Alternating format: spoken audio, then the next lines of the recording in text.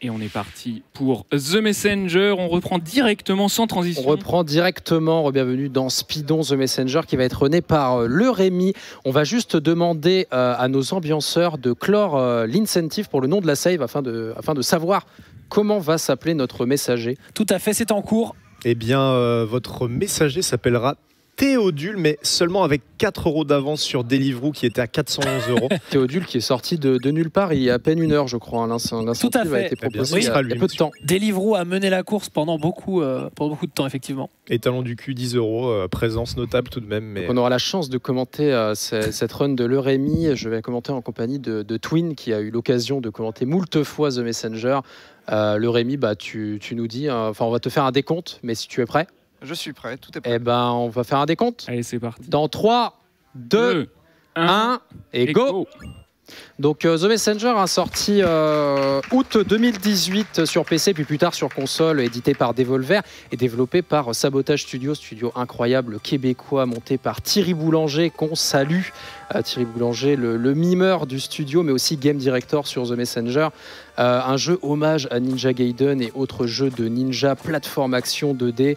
Je te laisse, Twin, expliquer un peu les mécaniques de départ du messager. Et bien jusque-là, le messager Théodule, du coup, il peut sauter, il peut taper, on l'a vu, mais surtout la mécanique qui fait tout le sel du jeu, on l'a vu maintenant, c'est ce double saut. Dès qu'on touche dès qu'on tape quelque chose, on a le petit nuage sous les pieds qui nous permet de faire un double saut. Et évidemment, comme vous le voyez là, ça s'enchaîne.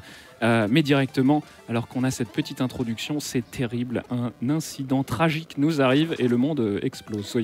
C'est le coup dur, quoi. C'est le démon qui débarque.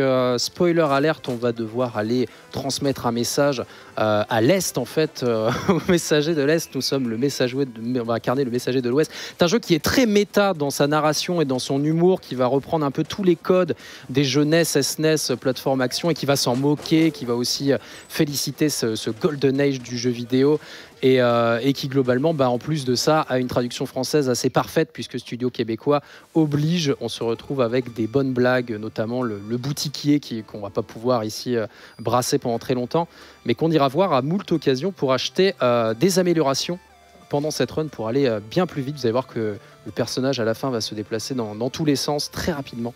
Et oui, c'est parti. On a le message, la nuit tombe et puis on s'élance. Le jeu commence à peu près que maintenant, même s'il y a déjà eu pas mal de petites optimisations invisibles, parce que jeu de ninja, hommage à Ninja Gaiden oblige, tous les sauts en fait et tous les mouvements sont millimétrés, même si manette en main c'est beaucoup plus sympathique qu'un Ninja Gaiden qu'on verra tout à l'heure rené par Barry les jambes, donc tenez-vous bien pour ça. Mais voilà, directement, la première stratégie de fou, c'est se retourner sur tous ses ennemis pour donner un petit coup, et voilà, on se fait légèrement décaler, donc ça fait partie de ces jeux qui ont été tellement runnés et tellement appréciés par la communauté que on a mis des optimisations absolument dingues partout. C'est la moindre opti, c'est-à-dire que vraiment ces monstres, quand on ne les tue pas, ils nous knockback, donc on va en profiter pour les taper dans leur dos, pour pouvoir être boosté dans la direction dans laquelle on veut aller. Et même on en est à un stade où les joueurs arrivent à le faire parfois 2 fois sur le même monstre, donc on arrive à un stade d'opti assez énervé. On va ici aller acheter nos premières extensions avec le grappin contre le mur. Ouais, et normalement aussi autre chose qui se comprend dès le début. On prend le wall jump, du coup, et puis on prend aussi le fait de pouvoir taper sur les projectiles des ennemis. Donc ça, évidemment, toutes les règles du jeu s'appliquent. Et maintenant, quand on tape sur un projectile, comme on le voit ici, on a le double saut. En fait, toutes les mécaniques du jeu rentrent en synergie les unes avec les autres, et donc ça fait vraiment énormément de dynamisme et beaucoup de possibilités pour les runners qui vont utiliser tout ce qui se passe à l'écran pour faire plein de petits skips comme celui-là. Damage boost dans le bon sens. Et que ça aurait pu envoyer dans l'autre. Apparemment, c'est assez RNG sur celui-ci en particulier, en tout cas. On peut voir un pixel si jamais. C'est assez précis, mais pour ça je me suis un peu penché pour la run. C'est parfait. Et du coup, voilà, la moindre optimisation dans ces stages, on va affronter des boss. On a évidemment les passages dans l'eau. Certains, on va les éviter. Le jeu a une dynamique extraordinaire quand on est dans l'eau. La musique change. La musique, très bonne. Rainbow Dragon Eyes à l'OST, qui a aussi un groupe de métal. Le plot twist du jeu, on va peut-être pas vous le révéler, mais sur l'OST, il y a eu un travail colossal effectué sur le fait que les musiques ont plusieurs versions, puisque vous ne verrez pas la deuxième partie du jeu. Ici, on va run que ce qu'on appelle le 8 bits. Vous vous doutez un peu de la transition. Petite phase dans l'eau, peu de pièges. On va aller se diriger vers la fin du niveau. Ouais, jusque-là, ça se passe très bien. Le Rémi nous disait en préparation, avec un petit skip ici, on va voir si ça passe avec le double saut. Et le damage boost. Extrêmement précis celui-là. Un des derniers que j'ai implémenté. Il y a vraiment moyen de le prendre même sans le damage boost, mais c'est encore plus précis, c'est un enfer. Oui, je pense que c'est triplement frame perfect. Enfin, j'ai pas exactement les détails, mais c'est quelque chose qu'on réussit une fois en une demi-heure. Donc on a tous ces petits points de sauvegarde évidemment où on peut aller voir la boutique, mais la boutique on va aller la voir que 4 fois pendant cette run, parce qu'on n'a pas besoin d'acheter évidemment toutes les améliorations, on a juste besoin de ce qui est optimum pour arriver au bout le plus vite. Ouais, ça fait partie de ces jeux où on est vraiment dans la règle du strict minimum, hein. On fait exactement à l'économie juste ce dont on a besoin. Et puis ensuite on y va, petit skip ici encore une fois, les doubles sauts, le wall jump, et ça passe très très bien. Le Rémi très en forme, hein. Beaucoup d'apprentissage, beaucoup d'entraînement depuis qu'il s'est mis sur le jeu. Son PB est autour des 30 minutes 20, ce qui honnêtement mérite déjà rien qu'en soi. Et puis surtout ça fait assez peu de temps que le sub 30 a été réalisé, parce que c'était quoi, c'était novembre 2020, un truc comme ça. Sachant que le record du monde est actuellement à 29... 45, 29-45, voilà ça. Dernière nouvelle. Il n'y a pas longtemps du tout. Ça bouge très très vite. Communauté très active, voilà, avec des runners qui trouvent des strats individuels, qui font des niveaux individuels pour faire des runs segmentés. Enfin, c'est vraiment une run qui est travaillée à fond de plein de manières différentes. Et on arrive déjà à la fin de ce premier niveau. Ouais. On l'a vu wall jump en bourrant la direction vers le mur. Et vous allez voir que plus tard, on va expliquer quelque chose par rapport au wall jump qui va permettre de faire des petites extensions de saut. Sachant qu'attention à ces wall jump, la catégorie c'est no OOB et les murs sont des suggestions dans ce jeu. Et donc c'est très facile de passer à travers. Donc, oui, parce qu'il y a une catégorie évidemment avec OOB où on skip énormément. On ne va pas affronter par exemple ce boss puisqu'on va aller directement se balader à l'extérieur du jeu et oublier un peu tous ces boss qui, mine de rien, dans la run sans sortir des limites, sont assez anecdotiques. À part pour certains où l'optimisation va être assez importante, notamment sur le stage du mushroom plus tard. Ouais, celui-là, c'était vraiment une suggestion, ce boss. Ouais. On avait acheté les shurikens juste avant, on les utilise, on bourre l'attaque. Et on le tue juste avant qu'il passe en deuxième phase. Et ici, c'était pas vraiment le deuxième stage parce que, bon, on s'est dit qu'on vous spoilerait pas le plot twist, mais voilà, on est passé par une zone où on ne fait pas de stage et là, on va aller au vrai deuxième stage avec ces catacombes, rencontre d'un petit personnage qui a son importance dans le jeu, mais ici, on va simplement skip les dialogues. Et vous avez vu qu'en haut à droite, vous avez ces petits cristaux et c'est cette monnaie qu'il faut un peu optimiser en début de run, évidemment, pour pouvoir faire les bons achats au bon moment. Plus tard dans la run, on aura assez de ces cristaux pour gentiment acheter ce qu'il nous manque. Oui, en haut à gauche, par contre, vous avez la vie en vert et puis le mana pour utiliser les shurikens. Vous avez aussi le nom que vous avez choisi, hein. C'est vous qui vouliez, qui s'appelle Théodule, et ben, du coup c'est écrit tout le temps à l'écran. Petit écran spécial, ici on voit ce mystérieux personnage qui fait apparaître des méchants. Il fait peur, il a l'air grand, ouais. Il a l'air très grand. Un grand personnage. Il a l'air d'être un grand nécromancien, il nous fait très peur. Alors attention, on commence à pouvoir mourir en un coup. Ce jeu a assez peu d'éléments qui one-shot, mais se faire écrabouiller dans les jeux vidéo, c'est rarement une bonne idée. Et donc ça fait partie de ces choses où il faut faire très attention. Le jeu est évidemment basé sur plein de cycles qui commencent quand on rentre dans les écrans. Donc souvent, ça veut dire ne surtout pas perdre de temps. Oui, et puis évidemment, du coup, les runners ont beaucoup de strats, backup strats, ce qu'on appelle les strats pour se récupérer en cas de manquement au premier cycle. Si jamais il y a beaucoup de strats pour se rattraper, évidemment. On va avoir des écrans sur ce niveau qui nécessitent quand même de faire des premiers cycles assez difficiles en termes d'input. On vous encourage, évidemment, si vous êtes intéressé par ce jeu. Le Rémi en parlait tout à l'heure, de potentiellement essayer de trouver les inputs parce que la manette, ça va dans tous les sens. Et ici, on l'a vu, cette fameuse façon de tacler le mur, mais en fait, au lieu de bourrer dans la direction du mur, sur le dernier saut, on va bourrer d'abord l'autre direction extérieure, puis revenir sur la bonne direction, ce qui va nous permettre de ne pas perdre de temps en rebondissant sur le haut de la plateforme, mais passer directement de l'autre côté. C'était très rapide, mais ça a fait gagner du temps. C'est ce genre d'optimisation qui crée des world records et des optimisations de run, quoi. Ça fait partie de ces jeux où la vie, c'est surtout des passes droits pour faire un petit peu des skips. Et donc, on voit souvent le Rémi utiliser ses points de vie pour éviter des cycles, prendre des... ici, voilà. Ici, il faut absolument taper cet ennemi pour avoir un saut de nuage disponible. Et malheureusement, il a trigger... en bas à droite, ici, vous avez une zone qui va... activer cette cinématique et en fait on peut totalement l'oublier si on arrive à garder un saut de nuage en tapant l'ennemi qui était au-dessus de cette salle. Et passer par les plateformes qui sont au-dessus, ça fait gagner du temps. Bon, c'est dommage que ce soit pas passé. On est en condition de marathon. Gardez cette stratégie en tête parce que Céleste vient bientôt et il y a des stratégies très similaires pour faire des petits skips et j'aime bien les liens entre les jeux et entre les stratégies. Souvent ça explique bien comment les runners trouvent des strats. En fait souvent il y a des choses qui existent et on se fait référence ah oui en fait en imaginant, en gardant tel saut, en skippant à tel endroit et donc en abusant un petit peu des transitions d'écran. Ici on peut garder ce saut à un endroit où c'était pas forcément prévu. Ça vient parfois des moteurs aussi. Hein. Là celui-ci est sous Unity. Mais il ne me semble pas que ce soit le cas pour Céleste pour le coup. Et là, cycle très difficile à faire, mais on se fait tout juste pas écrabouiller, c'est pas mal. Sinon, encore une fois, hein, c'est la mort. Il y a des checkpoints un petit peu partout, mais c'est quand même une énorme punition dans un jeu où on en est autant à faire des micro-optimisations. C'est ça. Et pour l'instant, on a vraiment peu d'accessoires à notre panel. Alors là, attention, parce qu'il y a deux écoles. Soit hip-hop en haut, soit hip-hop en bas, et on perd quelques secondes. Ah, mais il n'était pas si grand. Non, dommage. Il était tout petit, il avait un grand manteau. Il le vit assez mal. Ah, évidemment, en bas. Pas de chance. Donc nous sommes en marathon. C'est ça. Mais on voit que les doubles sauts, c'est quand même pété. On peut vraiment gagner les doubles sauts partout. Et donc, on peut monter ici. Et c'est très bien exécuté. Donc ça, c'était la mauvaise RNG. Et malgré tout, le boss... Parti assez vite. Voilà. On va se diriger directement sur les bambous. Normalement. Et la musique. Et la fameuse musique. La crique des bambous. La crique des bambous. Donc ouais, c'est vrai que la musique devient possédée à ce moment-là. J'adore. Et on commence un petit peu à souffrir de notre manque d'upgrade et de shop. Vous inquiétez pas, ça vient tout de suite. Ça va vite arriver. Et puis à la fin de la run, vous n'allez pas comprendre comment on se déplace parce qu'il y aura quelque chose, il y aura plusieurs techniques à balancer. Il y a un gros skip dans cette crique de bambou. Peut-être le temps vite fait d'expliquer que vous voyez donc il y a un système de cases évidemment. Vous pouvez le repérer au pixel art du jeu. En fait, il y a un système de tiles, on appelle ça en anglais, des cases. Et en fait, il va être possible de faire des sauts très précis, des one tile jump sur une seule case. Vous allez pouvoir wall jump à condition que vous soyez dans les premières frames ou les dernières frames de l'animation de saut, puisque vous voyez que quand on saute, évidemment, le messager ici Théodule se met en boule tel Samus Aran.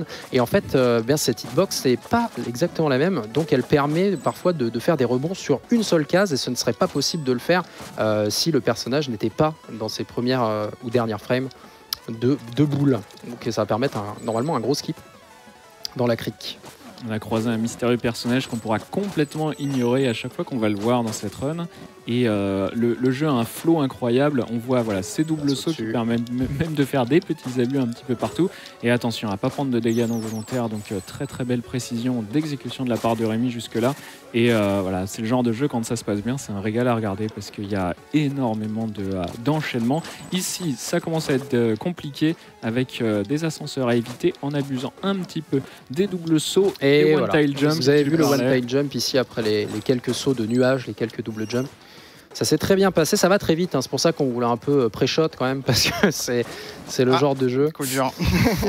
C'est le coup dur et ça arrive. Ça arrive et ça nous permet du coup de parler un peu du jeu. Voilà, il y a cette mécanique, ce petit démon qui vient vous prendre des cristaux si vous mourrez, et évidemment il va falloir... il va vous prendre les prochains cristaux que vous allez gagner en paiement de la mort. C'est lui qui vous ramène à la vie. Mais normalement on devrait être bon en cristaux pour la suite de la run. C'est une mort si peu punitive que c'en est pas grave. Ouais. Cependant, c'est vraiment un coup dur pour le moral d'avoir ce démon Quasimodo là, qui vous suit et qui vous tonne, qui mange vos cristaux, alors que l'économie est assez importante parce que dans le speedrun, on fait parce que minimum. On va peut-être faire un petit détour ici pour avoir des cristaux en plus. J'espère avoir assez tout de même. Mais c'est bon. Ok, 250. Ça se joue à 1 quand même. Mais c'était calculé, c'était pour le show. Ah, les morts en early se font vraiment pas très plaisir sur la run parce que c'est en termes de, le nombre de shards dont on a besoin est très serré. Et là, ça va passer à... Et c'est là que toute la connaissance du speedrun est importante, toutes les backup strats, de savoir combien de cristaux on va pouvoir récupérer derrière, est-ce qu'on a besoin d'aller en chercher dans un passage secret, etc. C'est là que les runners montrent toute la connaissance qui est nécessaire d'avoir dans des speedruns. Et donc c'est le moment... On n'a pas eu de boss dans la crique? Non, on n'a pas eu de boss. D'ailleurs, on a un des dialogues les plus épiques de l'histoire du jeu vidéo. Le jeu nous dit « Et t'as vu, c'est que la même structure qu'avant, Mais cette fois-ci, il n'y a pas de boss. Non, crois-moi, c'est les vacances, t'inquiète. D'ailleurs, excellent DLC vacances. Effectivement, dans The Messenger. très très bon DLC. Tu parlais de traduction et de version française, mais installez-vous si vous l'avez jamais fait, la petite version québécoise qui est délicieuse. On vient de récupérer la tenue d'écureuil volant, hein, évidemment, qui va nous permettre de planer, et surtout cette fameuse attaque vers le bas. Donc quand on plane, on va pouvoir mettre un coup, de sabre vers le bas, et qui va lui-même du coup pouvoir nous générer un saut de nuage. Enfin, toutes les mécaniques vous permettent de régénérer votre double saut. C'est assez extraordinaire, avec ces ennemis qui battent la musique de leur poing. Ouais, grosse intégration visuelle et musicale du jeu, les doubles sauts de partout, et donc cette attaque en planant vers le bas qu'on utilise absolument partout maintenant. Vous la voyez ici, on la recommence, on enchaîne, tout marche très très bien. C'est nouvelles règles, c'est le jeu des nouvelles règles. C'est le jeu qui change à chaque fois, et donc ce côté un petit peu, on trouve une shop, une upgrade, on peut faire des choses. Le One Cycle passera pas ici normalement. Non, ça passera pas malheureusement, puisqu'il y a eu une petite perte de temps sur le premier. Normalement on peut du coup, si on est en avance sur les scies, ici gagner du temps et ne pas suivre cette scie. Ouais, mais là du coup on l'a un peu quand même ignoré, on récupère de la vie tout de suite, et on va avoir des petits passages un petit peu rigolos, en utilisant absolument, comme le jeu nous le suggère, cette tenue d'écureuil pour flotter, et des écrans qu'on enchaîne encore une fois, en essayant ici de ne pas trop perdre de temps et de bien récupérer le rythme. J'ai l'impression que le Rémi nous disait tout à l'heure qu'il fallait que le début se passe bien, et on a l'air d'être dans ce genre de cas ici. L'exécution il y a eu quelques petits coups durs, mais globalement on sent que l'exécution est solide, et ici voilà, une accélération encore qui s'est très bien passée dans l'eau. On est bon. On arrive déjà quasiment à la fin. Oui, on arrive à la fin, on va se diriger vers le boss, et puis ce boss, pareil, c'est pas un boss où il y a énormément d'optimisation à faire. Ça va normalement se passer très très bien. Après, on enchaînera sur le niveau Mushroom, où là, le boss pourra poser plus de problèmes d'optimisation. Ce ne sera pas de la grosse perte de temps dans tous les cas. Et Sabotage, qui actuellement est en train de travailler sur leur prochain jeu, Sea of Stars, un RPG qui n'est pas sans rappeler totalement avec des mécaniques de combat qui ne sont pas sans rappeler les Mario RPG, donc des combats dynamiques au tour par tour, et avec une direction artistique extraordinaire. Leur pixel art est toujours aussi beau, leur musique, leurs idées. Ils prévoient ça pour 2022, et honnêtement, ils sont extraordinaires dans tout ce qu'ils font pour l'instant.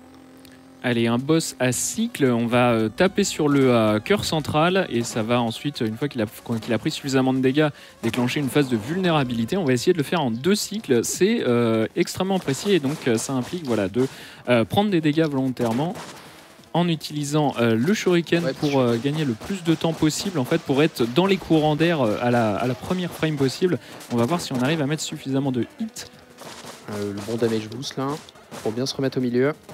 Donc encore une fois, le shuriken, on est sur le courant d'air au bon moment, on se met dedans, on bourre. Le bon machine, et ça passe. Sans souci, on dirait presque que c'est facile. Sauf qu'évidemment, nouvelle règle, encore une fois, génie de level design, game design, puisqu'on vient d'avoir la tenue, on se retrouve dans un courant d'air où on peut planer, mais évidemment, quand on speedrun, on n'a pas besoin d'utiliser tout. Et le boss s'est fait sanctifier. J'ai failli mourir d'ailleurs. Ah oui, bon. Le PV, mais c'était calculé. C'était calculé, il restait un point de vie. Bien sûr, calculé. Pour le marathon avant tout. Et donc là, le marais des champs piquants va arriver dans un moment un petit peu plus relax de platforming, et donc ça va être le meilleur moment pour nos ambianceurs de nous lire quelques dons. Quelques dons pour les mushrooms en effet. Et ça tombe bien, puisqu'il y en a, messieurs, notamment un don anonyme de 300 € sans message qui est arrivé comme ça, d'un coup d'un seul, ainsi que des messages un petit peu plus cool. Par exemple, Valentin qui dit: premier don de ma vie, heureux que ce soit pour une bonne cause, 25 €. Voilà, c'est toujours très appréciable. On a aussi dépassé les 160 000 €. Donc bravo à tous. Bravo. Ça s'applaudit évidemment. D'autres petits dons évidemment, Bip qui nous donne 100 €, incroyable Messenger, le meilleur jeu. Merci à tous les runners, au staff et au vieux monsieur pour ce super événement. Et on a aussi 250 € de Mouta. Donc ça continue les gars, et je vous rappelle que vous avez aussi des petites incentives. La prochaine ce sera pour le choix de l'arme dans Katana Zero, donc n'oubliez pas tout ça. Vous pouvez checker et faire ça dans les enchères sur la page de dons, je vous le rappelle. Et toujours évidemment savoir quel est le meilleur Final Fantasy. Ah d'ailleurs, où ça en est, c'est toujours FF10 avec 700 € d'avance sur FF7. Il se fait rattraper un peu. Il arrive, mais peut-être que les fanboys arriveront plus tard, mais c'est toujours en cours. Voilà, à vous messieurs. alors que tout le monde sait que le meilleur c'est le 4 avec Cécile et Golbez. Mais ici on continue chez les champignons, donc pas de nouvelles grosses règles hein, ici dans ce stage. C'est un stage qui a été très bien optimisé par les runners, où il y a un peu moins de pièges, un peu moins de premiers cycles dangereux. Donc normalement on devrait se diriger vers le boss qui, lui pour le coup, on l'a déjà dit plusieurs fois, pourra potentiellement poser quelques soucis d'opti. On garde mais on fait toujours un confiance œil à à sa vie ici parce que ça part vite, il y a pas mal de piquants qui enlèvent 3 points de vie d'un coup, on en a que 5 donc faut faire attention. Oui, on va prendre Mais- une seule fois un HP up normalement dans cette run. Hein. Ouais. Normalement, on n'est pas inquiet à la tour du temps qui est le gros challenge de cette run à la fin. De toute façon, on n'aura pas assez de points de vie et d'augmentation de points de vie pour pouvoir prendre 2 hits, et donc pas la peine de trop s'embêter avec ça. C'est ça. On a skippé pour la première fois, on a évité pour la première fois un checkpoint, ce qui est toujours amusant parce qu'encore une fois les runners ont une parfaite confiance. Et ici à l'entrée de cet écran, on a utilisé Shuriken pour ouvrir des portes, on a ces petits leviers à activer. On va le voir juste ici, voilà. Et ça permet de progresser évidemment. Vous noterez quand même, petite indication pour le plot twist, qu'il y a des moyens d'ouvrir ces portes dans les deux sens, hein, comme ça. Et oui, Pour si vous avez des petites notions level design, vous vous dites c'est quand même bizarre, il y a des endroits où je peux pas aller, donc potentiellement pour du backtrack plus tard, mais ça, faites le jeu de votre côté, on vous le recommande chaudement, sachant qu'en plus de ça, c'est présent un peu partout, Game Pass, tout ce qu'il faut. C'est un jeu extraordinaire.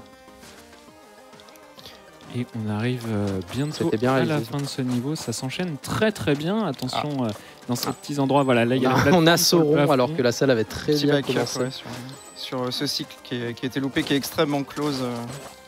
Et J'aurais là- été étonné qu'il passe, pour être honnête, mais bon. Voilà. Ouais, et c'est un cycle qu'il faut pas oublier parce que si cette plateforme avec des piquants, si vous la prenez sur la tête, c'est la mort hein, quand on n'a plus que 3 points de vie. Un boss, tu en parlais plusieurs fois, difficile à optimiser. L'arène, hein, l'arène, il va falloir. Ce sera raté d'ailleurs. Malheureusement, J'ai raté le premier le saut de nuage n'est pas passé, du coup elle est en l'air, elle nous nargue, elle nous nargue bien, il va falloir attendre qu'on ait accès à ces petites plantes pour pouvoir se booster et aller la voir. Et là c'est parti pour optimiser, voilà, la rechoper en l'air, et normalement avec un shuriken on la refait tomber, et c'est parti pour mettre un maximum de dégâts, esquiver les épines. Ah, on esquive rien du On tout. esquive là. rien, on prend tous dedans, les mais en hits, fait on s'en fout, hein. en faisant le petit saut au-dessus, on continue à bourrer. Et ça va être bon une fois qu'elle va redescendre normalement. Ouais, elle est déjà morte en fait, mais elle ne le sait pas. Voilà. Elle a C'était pris très, Omaewa très bien fait. shuriken. Alors malheureusement, on est déjà mort, donc on a ce dialogue supplémentaire entre Quasimodo et cet étrange personnage vert très oui. similaire à Comment notre se fait-il version. que ce personnage, ce boss, est aussi un démon qui le suit quand elle décède, qui la suit? Bon, et maintenant on peut plus respirer à partir de maintenant. À partir de maintenant, oui, c'est là qu'on va avoir un peu la final upgrade, celle qui va nous permettre d'aller dans tous les sens très rapidement. Ça va arriver vite quand on va trouver une boutique, normalement. Juste là, on peut pas progresser tant qu'on n'a pas c'est une bizarre. petite chose.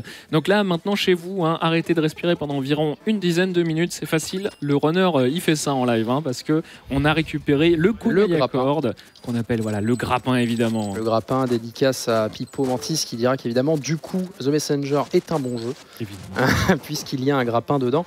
Et ce grappin va permettre évidemment de s'accrocher aux plateformes devant nous, donc gagner du temps. Ça va permettre également d'optimiser certaines salles où on doit grimper contre des murs, puisque c'est plus rapide de faire saut, puis coup de grappin, puis saut, puis et enchaîner entre les deux, que de simplement faire du wall jump. Et sur ce genre de salle, ça va se voir. Bon, c'est très rapide, donc évidemment, il faut avoir l'œil. Mais ce grappin est tellement pété et permet tellement de faire des choses incroyables en speedrun qui permettent même de déclencher des glitches de téléportation. J'espère Oui. qu'on va les voir. Ce serait très beau que ça passe, parce qu'en fait ce grappin du coup il a plusieurs propriétés. Donc déjà il reset évidemment votre saut de nuage, et en plus de ça il a des frames d'invulnérabilité il va être très utile, notamment pour le boss de fin, puisque on peut optimiser avec ces frames d'invulnérabilité, se placer à des endroits où normalement on ne peut pas se placer parce qu'on est censé prendre un coup. Et on va l'utiliser, le surutiliser évidemment, tout au long des 3 niveaux qui nous manquent. Et donc maintenant il y a 2 phases de gameplay, soit vous montez et donc vous optimisez vos doubles sauts, soit vous allez de droite à gauche ou de gauche à droite et donc vous utilisez le grappin le plus possible. N'importe quel moment où vous marchez, plutôt qu'utiliser le grappin, De la vous perdez vie un ici, petit au peu cas de où. temps.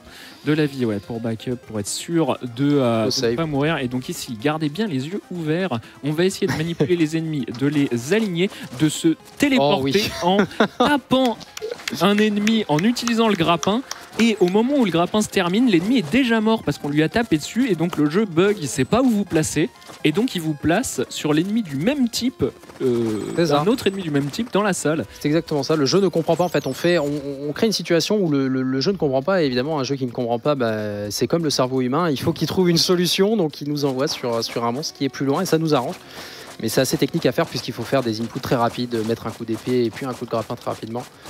Et en étant placé au bon endroit, évidemment, avec le bon setup. Les boss ici, qui ont des noms très marrants, mais que j'ai évidemment oublié. Les colosses. Et là, c'est Col et Os, évidemment. Voilà. Et donc là, tu l'as un peu pré-shot, hein, ce grappin complètement abusé contre les boss. En fait, on mâche l'attaque et le grappin avec un rythme assez particulier et ça permet d'abuser des frames d'invulnérabilité. En fait, ils comprennent pas trop ce qui leur arrive. C'est très très bien. Ils sont déjà morts. Ils arrivent, ils ratent leur high five. Ils ont raté le check. Le check ne passe pas et on il va arriver pas Covid friendly ce check, donc glacial. Le pic glacial où encore une fois on va pouvoir être témoin potentiellement d'une petite téléportation qui n'est pas évidente à placer et puis de surutilisation de grappins et d'optimisation d'ennemis comme d'habitude. Donc c'est une ascension, donc gardez bien les yeux ouverts. On va essayer d'aller le moins possible de droite à gauche et d'utiliser plutôt des doubles sauts pour un petit peu esquiver le level design, comme ici avec juste des wall jump. On s'en fout complètement de ce que les développeurs voulaient. On est des speedrunners après tout. On fait attention à pas trop s'agripper au mur là où on voudrait pas parce qu'on perd un petit peu de temps et on utilise évidemment le grappin le plus possible. Et voilà, des doubles sauts, encore des doubles sauts. Je vais faire des transitions d'écran qui sont pas normalement celles qui sont le plus voulus par les level designers, mais qui sont placés quand même habilement. Je pense que c'est un jeu qui a aussi été pensé pour le speedrun, et ça se ressent sur pas mal d'écrans. C'est toujours très beau quand les platformers sont pensés pour être passés dès qu'on rentre dans l'écran, en fait, ces fameux one cycle. Et donc là, vous le voyez bien chez vous, un écran vertical, plein de doubles sauts, des déplacements horizontaux, plein de grappins. Et c'est pour ça vraiment, en fait, le runner n'a plus le temps de respirer, parce qu'il y a vraiment tout le temps une optimisation à faire. Réutilisation des ennemis qui tapent le sol, mais cette fois qui nous envoient des boules de glace. Double saut raté, on s'est cogné au plafond. Tu peux te panique ici, tout va bien. Et alors ici, encore une fois, voilà, double saut, on évite. On est bientôt à la TP. Voilà. J'adore cette technique, elle est toute récente et vraiment visuellement on bug un petit peu avec le jeu en fait. Et le jeu a la courtoisie de ne pas planter. Oui, en plus, c'est vrai que c'est une situation où le jeu ne comprend vraiment pas et pourtant le code permet quand même de se téléporter et de créer une situation qui finalement se déroule très bien. Un double saut ici, pas facile sur le petit projectile de ce mage, c'est très bien. Et donc après cette salle, on aura utilisé les petits doubles sauts. On a pris un hit, c'est pas grave. On abuse. C'est le vide en dessous, attention. Ouais, évidemment. Et donc, au prochain écran, ça va être l'ATP. On se tient bien chez soi. Attention, on set up les ennemis pour bien les aligner, pour taper en même temps. Et ça passe. Les deux TP qui passent, c'est excellent. C'était très très bien. C'est vraiment le show, ça. Ouais, c'était pas mal, ouais. Et donc, on arrive en haut de ce Glacial Peak. On va pouvoir lire quelques dons avant la dernière tour du temps. Nous avons des dons, messieurs, nous avons pas mal de dons de 100 €. Encore une fois, Musard qui nous dit merci à vous, tout simplement. On a peut-être un usurpateur d'Alpha qui nous donne également 100 €. On a mon Jean-Jean qui donne 100 € à défaut de pouvoir être là pour Céleste. Voici mon don pour encourager Millet. Et je te laisse continuer, Zéra, il y en a plein. Ouais, Guillaume qui dit un grand merci aux créateurs des lots, tous plus beaux les uns que les autres, ainsi qu'au collectif Resonaces. On a Afternoon qui dit merci MV de m'avoir fait découvrir et aimer les speedruns il y a quelques années sur Odyssey. J'apporte mon caillou à l'édifice.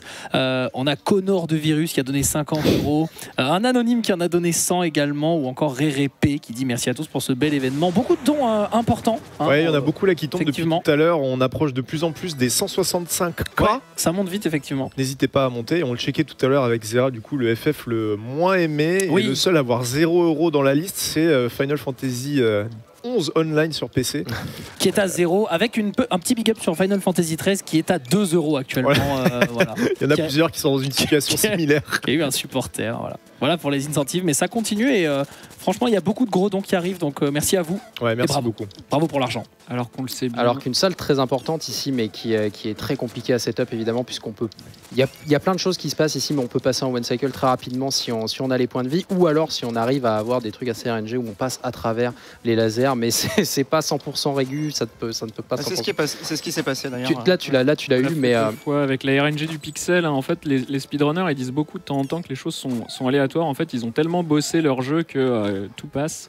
finalement on finit par avoir les setups, mais on arrive à passer à travers les lasers du coup grâce au grappin, grâce à des placements judicieux. Et cette tour qui pardonne pas, en fait, c'est vraiment le moment crucial de la run, puisque les dégâts ici, comme tu as dit tout à l'heure, pardonnent absolument pas, et c'est des pièges partout, c'est des mécaniques de cristaux à aller frapper, des téléportations. Et c'est le summum du platforming en fait de cette run 8 bits, sachant que le jeu derrière vous réserve beaucoup de surprises si vous voulez le faire de votre côté, et vous réserve encore plus de difficultés. Elle est bien dosée, mais derrière il peut y avoir des petites surprises. Pour avoir le laser boost grâce au petit drop d'HP qu'on vient d'avoir. Ça c'est donc cool. les points de vie Ce qui fait plaisir pour le temps. Les points de vie qui sont très, très mesurés. On t'a vu prendre plein de damage boost pour passer à travers des lasers, et donc ce petit drop, parce qu'on a acheté une upgrade qui permet de dropper des points de vie tout à l'heure. Maintenant on va pouvoir en abuser. Petit damage boost ici qui permet de passer et d'ignorer la plateforme. Donc on n'est plus qu'à un point de vie, mais encore une fois les points de vie c'est surtout des ressources pour aller vite, plutôt que vraiment une menace de mort.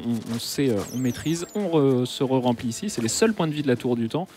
Donc, sachant que le boss sera pas la partie la plus compliquée ici, le plus difficile est vraiment de tenir cette tour et d'optimiser toutes les salles. Une fois qu'on arrive au boss, normalement le runner devrait pouvoir souffler et conclure la run. Mais après, le bouton du grappin, c'est un peu un bouton qui nous rend invulnérables. Développeurs de jeux chez vous, ne donnez pas aux speedrunners des boutons qui les rendent invulnérables. Les boss, du coup, deviendront complètement anodins, c'est certain. Bonne maîtrise ici des cristaux de téléportation. On avait gardé un shuriken au début de cette salle, vous l'avez vu, pour se téléporter. On avait gardé les points de vie ici pour faire ce damage boost qui est complètement dingue aussi. Le Rémi, là, qui est vraiment... Cette fin de run, il n'y a pas de déchets, en fait. On avance parfaitement. On est à 30 minutes de run, quasi tout juste. Dernière salle. Oh, on va pouvoir normalement aussi attendre un petit skip normalement. Voilà. Si on arrive tout en haut à droite là à faire un petit coup d'épée en bourrant gauche, qui va permettre de hit le cristal de l'autre côté et gagner 5-6 secondes.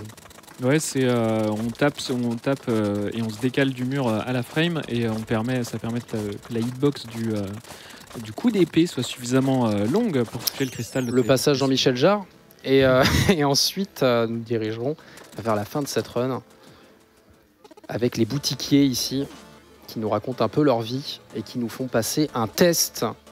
Le time qui arrive sur le dernier hit du boss. Ouais. Il faut que à la régie on garde la main sur le split, parce que ça va soit au taquet, parce que le boss va aller vite. Donc un superbe sprite, et donc ça fait partie de ces boss connus dans les jeux vidéo avec des mains, et il faut lui taper sur la tête et on monte sur les mains, et ensuite voilà, maintenant qu'on est là-haut, plus rien normalement on y reste. Parce que normalement ces boules évidemment sont là pour vous dissuader, et si vous ne partez pas normalement elles vous renvoient au sol, mais évidemment avec le grappin, comme on l'a dit, les développeurs ont donné un outil au runner pour ne pas prendre de coups, donc finalement on va pouvoir bourrer en restant dans la tête. Et ça se joue au point de vue. J'ai eu un petit peu peur sur la fin, mais Rémi était confiant. J'étais pas confiant du tout. Non. Mais si, c'était calculé, tu savais qu'il restait à peine 3 coups de sabre. Du coup, ça s'est passé magnifiquement. Quelles sont tes impressions, Rémi, sur cette run ? C'était une run, je pense qu'on est très très proche du PB. Parce que le PB, la run qu'on pratique, donc mon PB qui est à 30-24, et sans les chargements. Et là je vois 31-31, et la run était quasiment parfaite, j'ai loupé très très peu de trucs, je m'attendais à bien pire, donc vraiment j'espère que ça vous a plu en tout cas. Ouais, puis tes téléportations sont passées, tout a pu montrer toutes les dernières améliorations de la run. Donc honnêtement c'était du haut vol Twin. C'était hyper impressionnant, je pense que tout le monde est d'accord avec ça, et puis comme tu le disais, comme tu as à peu près rien raté, en fait on a quasiment pas eu le temps de parler. T'es mort une fois quand même, du coup si c'est proche du PB, il reste cette toute petite amélioration, mais même ça c'était pas une mort très punitive. Speedrun améliorable évidemment. Donc, de toute façon ça va continuer à être impressionnant dans ce genre de plateforme action, puisque ça va enchaîner sur Ninja Gaiden normalement et tout. Donc si vous aimez ce genre de truc, vous allez être servi encore pendant un petit bout de temps, avec du Céleste aussi qui arrive, c'est le petit segment des plateformes. Le Rémi, incroyable. Moi franchement je me suis régalé comme prévu. Merci. Merci à vous pour le commentaire aussi. Et puis merci à toi, merci Twin, c'était très bien. Avec grand plaisir, c'était une très très très bonne run, et on vous rend la parole, l'ambiançage. Bourrez les dons. Bravo.